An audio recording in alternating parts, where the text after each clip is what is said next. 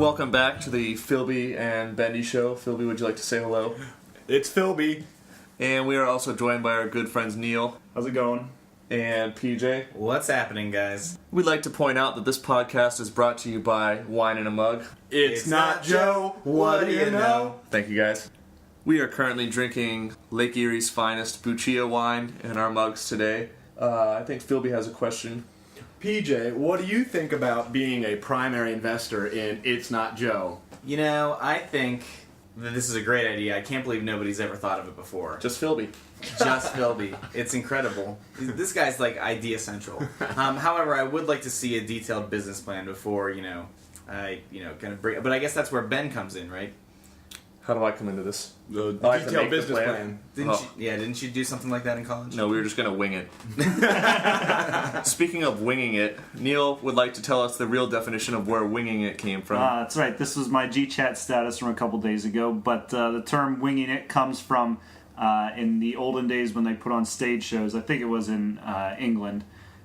When someone was just improvising or didn't really rehearse, they would look to the wings on the sides of the stage for cue cards or someone to feed them their lines. So that's where we get the term winging it. The more you know. The more you know. Knowing is half the battle. G.I. Joe. We've had a few Would You Rathers sent in to us recently, and I'm going to go ahead and ask PhilB the first one here. This is actually from your brother Matt Bowerly. Maybe he will be a future guest on here. His question is Little Rascal themed, and it is the following. Would you rather be a sissified Tweety Bird or a double-crossing Mud Muncher, PhilB? Double-crossing Mud Muncher. What? Would you like Easily to... That's a fine. terrible Easy. pick. Why? Mud actually has a lot of micronutrients in it. I know this because I'm a gardener. Take that, Neil. What's your response, I Neil? don't think he's actually talking about mud. I think he means shit. Well, whatever. Go ahead then. Well, it's Little What's your Rascals response? themed, though. Would I we be sure guess it that is that's... Little Rascals theme. What you would rather be a sissified Tweety Bird? Yes, I wouldn't. You'd rather be a sissy. Then double crossing? Yes, I don't want to double Oh, a cross sissy. anyone. All right. Well, you're a wimp. PJ, your thoughts on this?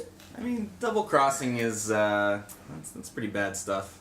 Well, I'd like to piggyback on that, and I would also like to ask you a more serious Would You Rather from someone named Kathy. I have no idea who that is. Question posed to you is, would you rather go way back in time and meet your ancestors, pre-1800, or go way into the future and meet your great-grandchildren, post-2200? Definitely grandchildren. Well, I didn't ask you, Philby. I asked PJ. My bad. Yeah, way to cut in on my special It's guest tough. content. We're interrupting the flow of this usually seamless podcast, so... No, but I agree, Philby. I would rather go into the future. I mean, 1800s, you can read in a book or whatever. You got to see your You genetic can legacy. read about your relatives in a book. Yeah, I can see how I've screwed up a generation of children. So what I go into the future. What do you think future grandchildren and whatnot, what do you think you would see? What do you expect? Would you pass on your Steelers season tickets to them? No, I would hope they would still be in the family. I mean, there's 4 of us, so I don't know, how those would pass down. But I do hope that my parents just bought some property a couple years ago, as everyone here in this podcast has been. We've been up at the cabin, and that, hopefully, land and cabin will stay within the family for a good while. Now, just to clarify, this cabin is a little bit different from PJ's cabin, where his mom is slaughtering helpless animals. PhilB's cabin. Yeah, sorry, PhilB's cabin. There is no slaughtering of animals at this cabin. Now, I'd like to weigh in a little bit here. I think that I would rather go back to the 1800s and see my relatives, because I literally have no idea where they were at. I'd like to see where they stood in the Civil War, where I got to be where I am right now, etc., etc. Neil, your thoughts on this? I agree with Bendy. Once again, PhilB and PJ are wrong. Idiots. But I do have a question, and maybe Kathy can answer this at some point, but if I were to go back, would I be allowed to, much like Biff in Back to the Future Part 2, would I be allowed to pass on information to my ancestors and maybe give them stock tips or games to bet on, things like that, so that I could become wealthy? But it's so unethical. I don't care. Unethical. Not a double-crosser. And would you exist as the person who you are today? I think if you did that? if the scientifically accurate documentary filmed in real time, Back to the Future, shows us that yes.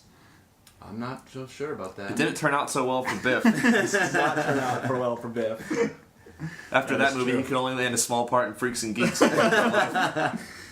So, but Neil and Ben, do you guys, here's another question for you. Do you like Back to the Future 3 better or Back to the Future 2? Now, is 3 the 'Cause I was one think- I was in the thinking Wild about West? Yes. I don't like So the it Wild seems West like one. you guys, based on your answer to that question, would be more. You'd have more enjoyment watching Back to the Future Part 3.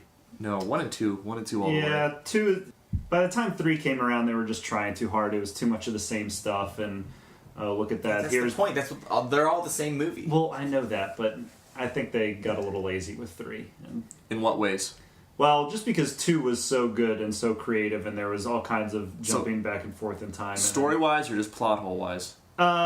Story-wise, I think. I tend to agree on that. I just don't think the Wild West is that interesting in terms of Back to the Future movies. I agree. You don't have it? I want to see more flying cars. I want to see more moms hitting on their sons. and less of ginormous refrigerators that all they do is make 1 cube of ice at a time. Boring. New segment here. We are going to ask PhilB his top 10 favorite movies. PhilB, your top 10 favorite movies, go. Number 1, Jurassic Park. Number 2, Forgetting Sarah Marshall. Number 3, Bourne. Wait, What? which one? Bourne trilogy. That doesn't count. That's 3. No, it's 1. It's a group. All right, fine. Wait, what about the new one? Isn't it 4? It would be 4, I guess, but it's different from Damon. I mean, I saw it twice. Why did you see it twice? And why did you see it a second time after vowing to me that you wouldn't see that again? I saw it a second time by myself as a matinee, and You're still not answering my question. and wanted a big tub of popcorn. You're Why still couldn't you not just have answering my popcorn at question. home? But Why couldn't you see another movie and have popcorn? I wanted to fill in some of the plot holes. What plot hole? Wait, what plot holes did you miss? And They briefly mention like 18 different groups that they were training and prepping to be. You know, it started in Treadstone with Jason Bourne, then Yeah. it moved on to Treadstone and Blackbriar, and then Yeah. in this one they were like, oh, and we have 14 side projects that no one knew about in the government. Spoiler alert. Well, Yeah, no, really. it was the first. That's in the first half hour of the movie. I'd like to note that those are also mentioned in the previews for it as well. Yeah. okay, so wait, give me a what break. did you miss? Are you trying to go back and look up on Wiki all these different Well, I secret just shadow wanted- government agents? I just wanted to see if I truly thought it ruined it, retroactively poisoned the first 3, or if it was actually a. So you good were addition. your timelines were off, is what Yeah, you're saying. that's all. Now, Okay. do you like it any better having seen it the second time, or are you still firmly in the camp that you didn't like it? I mean, the drone stuff was pretty cool, but I mean, I'll buy it from a red box. Why would you buy? A glowing review from PhilB. Why do you keep going back to a movie that you hate so much? It's part of the group. You sound like a drug dealer saying, or someone hooked on drugs. Well, it's really bad for me, but I'll keep buying it. So what you're saying is, it's basically like Rocky V and the Rocky series of movies, and It could not count in my opinion, but I also don't mind. I gotta own it to complete the collection. Okay. Do you Fair think enough. Jeremy You're a Renner? completist. Do you think Jeremy Renner is a good replacement in general, though?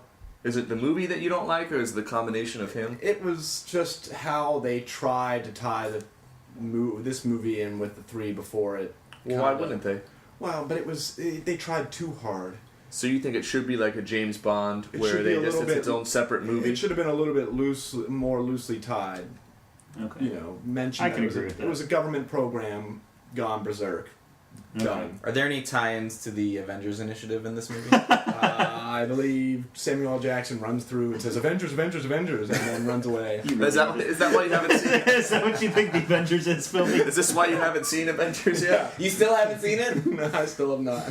Oh my god. PhilB thinks that every movie, one of the main characters just runs through and says the movie title at some point. Godfather, Godfather, Godfather. Ah, he said it. Now, do you think, compare and contrast James Bond, the Bourne series, what do you like better?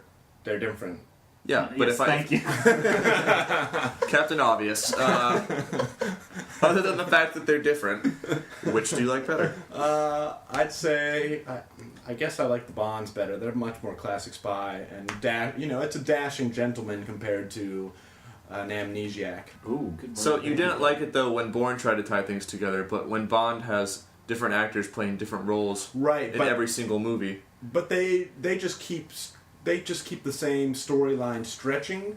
But in the Bourne, they were reaching back so much, and they were reaching So around you're saying for if they had different tried to plot change things points. in James Bond retroactively, then they you were would they feel- were trying to fill holes using past material to fill holes. It was just bizarre how they reached back, and tried to use old material in the new movie, whereas it just was a continuous stream. Did they use old clips from the old movies? They not few. Well, they, a few pictures. And yeah. They bring him up. It's running simultaneous to the third Bourne movie where Jason Bourne is in New York, and this is also going on simultaneously. Yeah, So. and I mean, James Bond was James Bond from whether it was Roger Moore, Sean Connery, or any of the other guys, Pierce Brosnan, he was James Bond, whereas this one is a sideline plot with a different character. I don't want to linger on this too much, but I think it's just better. It's that he's not trying to be Matt Damon or live up to it. He's his own character on his own story. Yeah, I agree. I just think they retroactively put. I mean, You don't see Jason Bourne trudging through Alaska training and getting drone. that's what I'm drone saying. missiles. They created, well, spoiler alert, they created 14 different branches. That's why I went to see it a second time as a matinee. But you still Did didn't they like really it. create 14 different branches, It or was- are you it just was a talking about ton. 14 There's- different it was a- people? There's 2 or 3. No, there was a whole desk. I saw it twice. I know. It's 14 There your was- There was exaggeration number. a desk full of documents, confidential for your eyes only. For PhilB's eyes. So wait, so that For proves my that there eyes are only. 14 different... Okay. It's all just a bunch. Alright, Whatever. All right, sorry, we interrupted your top 10 movie list and got off on this. What was that, third? So, Tangent. Yeah. I want to ask one more question though while we're still here. We'll come back to this. Jeremy Renner, Daniel Craig, better action star in general. Any one of you can answer. Go. Jeremy Renner. Jeremy Renner. PhilB says Jeremy Renner. Neil.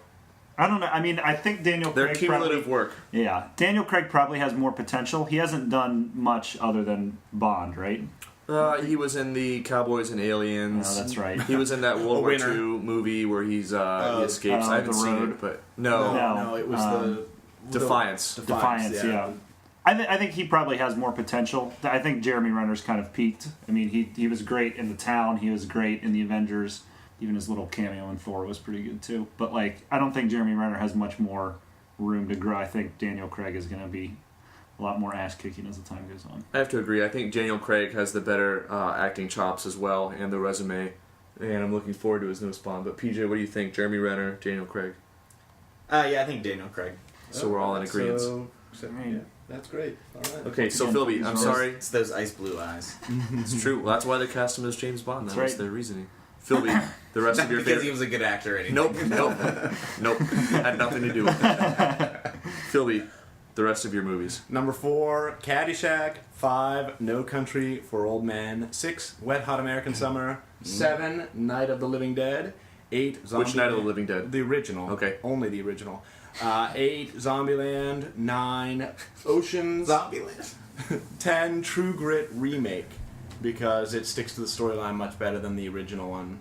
Okay, wait a minute. Sorry, I have to get back. Oceans? Are you including Oceans 12? Because that was god awful. Terrible. Oceans 12 is the asterisk of that whole organization. It's definitely Oceans 11 and Oceans 13.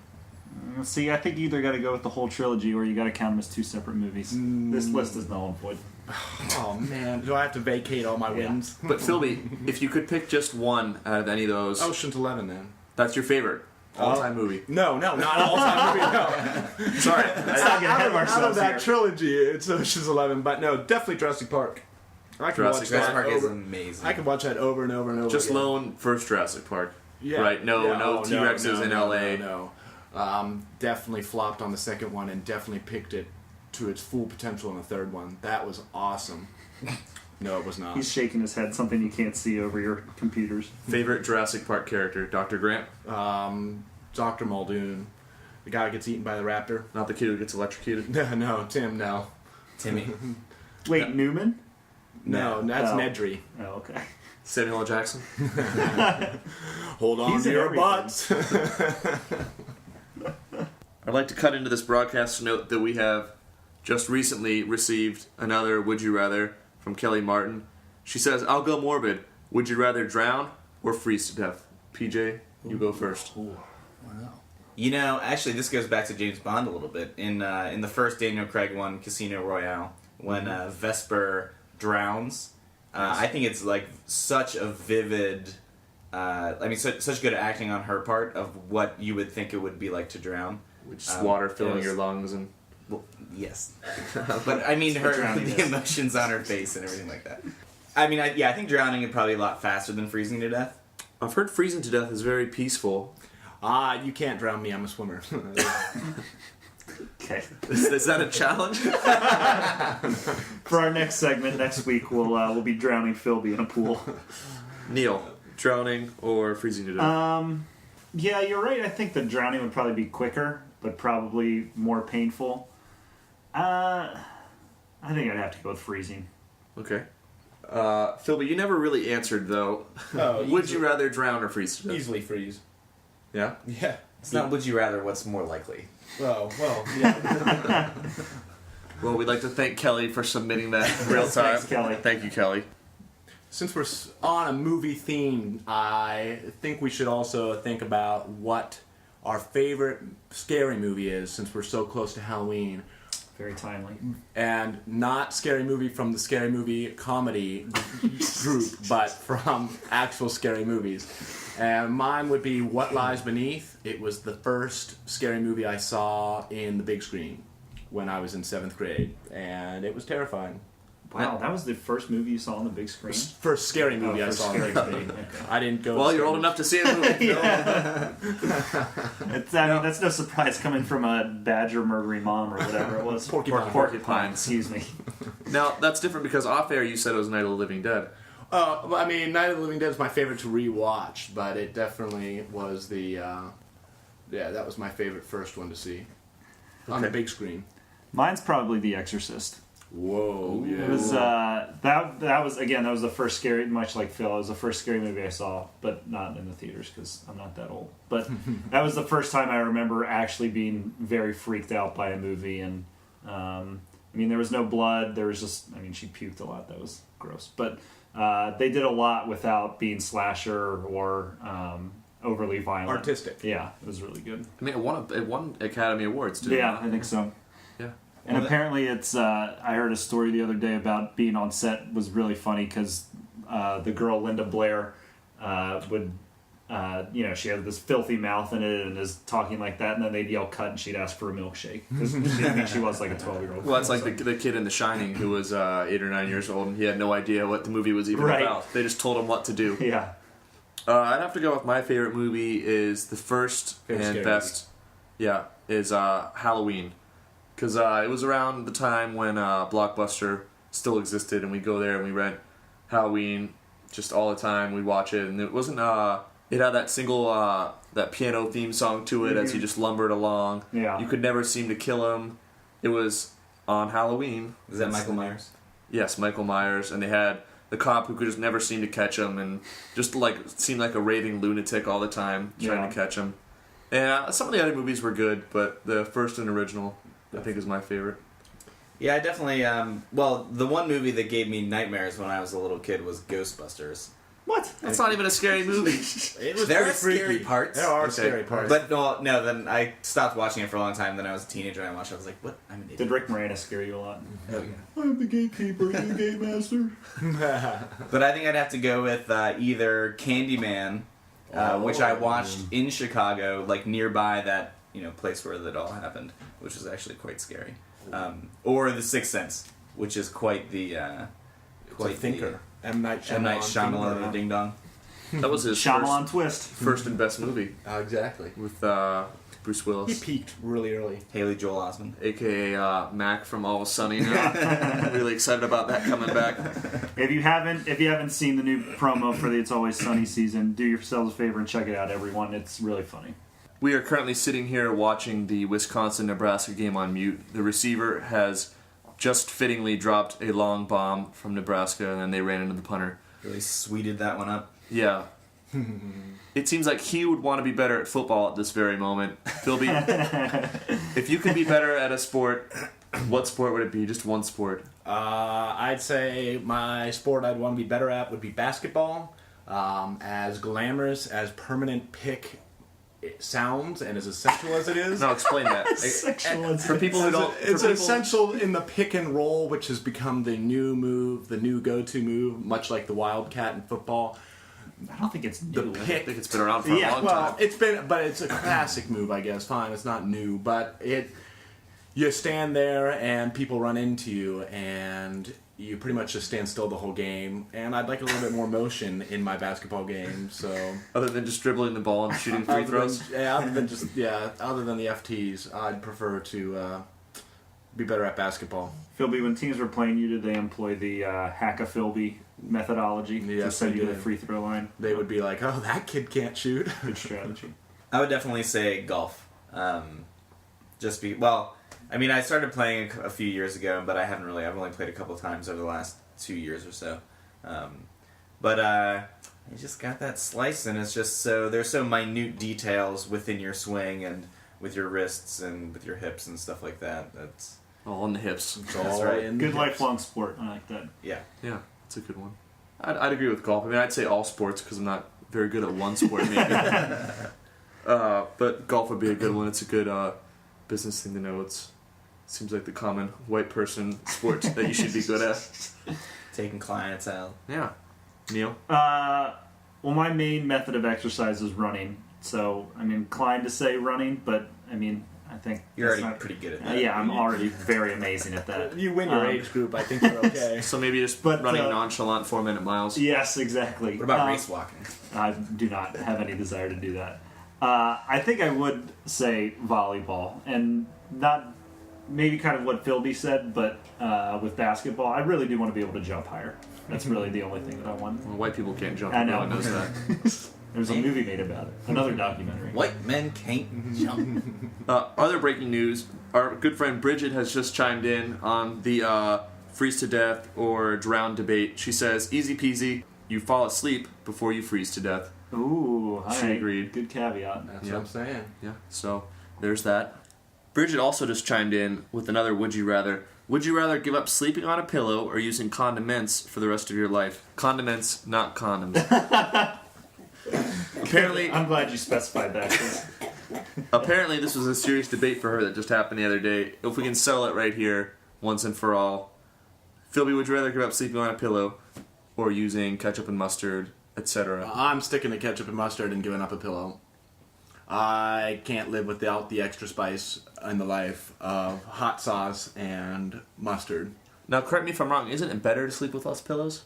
I have no idea. I'm not a doctor. I just play one on TV. Plant physiology is not equivalent to human physiology. I'd have to agree with you, PhilB. I don't think I could give up hot sauce or barbecue sauce for things. I would give up a pillow, I think is what... Yeah, sleeping on a pillow. So I'll give up a pillow because I sleep on 2 or 3. Oh, My pampered That's a on my... Is cheese a condiment? what's I don't think consensus? It's a topping. I don't think it's so. Not It's a a topping. It's Okay. not... Yeah. It's not a condiment. All right. However, queso sauce would be a No, condiment. that's gross. I really like pillows. I'd give up condiments. I'd be okay with that as long as I can still put cheese Yeah, on. as long as we get toppings, I Yeah. can live with that. That's right. PJ? Oh, see, I love condiments and I love pillows. PJ actually very sleeps on a tough. condiment pillow. For those of you that don't know, it's gross. There are little where I can bring chicken nuggets into bed and they're little package of dunking ketchup. His, Why his would you pillow, want to instead do of that? being filled with flowers, feathers, is filled with mayo and ketchup packets. It's kind of like a water bed of the pillow. just different ports that I can. Alright, get serious. What would you rather? Come on. This is serious. I mean, I don't think I could give up pillows. I've had some trouble sleeping in the past with my, pillows, and I just wouldn't sleep very well. As much as I love condiments, and I think really condiments can make or break a sandwich. For Spice sure. of life, condiments. Yeah, I think I just have to go with pillows. In case you are already not following another Neil, you can feel free to follow me on Twitter. But Neil deGrasse Tyson is great. He's a astrophysicist that's on PBS a lot. He's really smart and also very funny. But he informed me that tonight is a harvest moon, and so I think that brings us to our next topic, which is favorite fall drinks. They talked about ciders a little bit last week. I'm a big fan of Oktoberfest beer, but my favorite fall drink is one that I made up. It's called a Cognac Lee, and it includes warm apple cider, preferably purchased from a local orchard by our house. And then our friend Lee, her family has a vodka company called Boyd and Blair that is very delicious. It's actually potato vodka. I can vouch for that. It's delicious. It is delicious. So you distilled in Aspinwall, I believe. there you go. So you heat up the apple cider, and I like it best hot, and then mix in a couple shots of vodka, and it's delicious. I concur that is my favorite. PhilB? I definitely like pumpkin. It's a strong imperial beer, and No, I thought you were actually trying to say pumpkin. no pumpkin. He's enunciating. Pumpkin, and making sure to say the G extra hard. And yeah, it's delicious. A little bit of cinnamon, a little bit of nutmeg. It's a good beer. Do you have any other runner-ups? Nah, that's my favorite. That's the only one I drink. Or the Weyerbacher beer, but seriously, pumpkin. And PJ, what about your favorite fall drink? You know, I love the changing of the seasons. It kind of brings a fresh, new look in nature and kind of keeps you in the cycles. One of my favorite parts about the changing of the season is the seasonal beers. And Oktoberfest is definitely one of the great seasons, and there are a lot of great ones out there. A lot of great seasons. A lot of great Oktoberfest. You got winter, you got summer. Don't forget spring. But there are a lot of Christmas is also a great time for seasonal beers. But this is kind of ramping up into the kind of real specialty, beers that breweries will just make smaller batches of, and it's usually very high quality and overall quite the tasty beverage. Your favorite of the Oktoberfests? I've just had so many, and they kind of all. Great Lakes Oktoberfest is very solid. We just had the Penn Brewery. Oktoberfest is very good. I would say I've never met an Oktoberfest I didn't like. Sam Adams is good. Yeah. It's time for corrections as suggested to us by Lisa and Miranda. First correction here. PhilB said the pick and roll just came into vogue and that it was somewhat akin to the wildcat in football. Wikipedia advises that the pick and roll, also called the screen roll or a shortened to a screen roll, which may be hyphenated in basketball, is an offensive play in which a player sets a screen pick for a teammate handling the ball, then slips behind the defender to accept a pass. In the NBA, this came into vogue in the 1990s. And contrary to the flavor of the week, this has developed into the league's bread and butter. I don't want to say you're wrong, but I want to get wrong. better at basketball. That's what I said. I want to get better at basketball. Well, that'd be a good place to start, because that's the bread and butter of the NBA. Knowing the history is a good place to start. The more you know. Second correction brought to you by PhilB. PhilB, take it away. In our last podcast, we talked about Mumford & Sons' new album, Babel, and in the UK pronunciations, it is Babel, but in American English, it is Babel or Babel, influenced by the onomatopoeia Babel, B-A-B-B-L-E. Third and final correction here. We mentioned The Walking Dead 1 or 2 podcasts ago. We couldn't think of the name of the sword-wielding hooded figure that was shown in the season finale. Her name is Michonne, and she is something we're looking forward to in the new season. Tonight we'd like to say thank you to our Would You Rather commentators, Kathy, Kelly, Bridget, and Matt B. And also like to thank our guest stars, Neil and PJ. You can follow them both on Twitter at their Twitter handles. I am keeping _it_Neil, and that's Neil. I'd also like to plug Neil deGrasse Tyson's Twitter handle. Second funniest Neil on Twitter, I think. At Neil Tyson, and both of those Neils are Neil. My Twitter handle is at PJDubber, PJDUBBER. And gentlemen, I'd like to thank you for having us on. Yeah, it was this was definitely a business doing pleasure with you. And also, I'd have you look forward to the BenD and PhilB show Twitter handle coming to the interweb soon. There you'll be able to submit questions, comments, and concerns. Thank you to our listeners for listening. Yep, thanks guys, and until next time, we are signing off.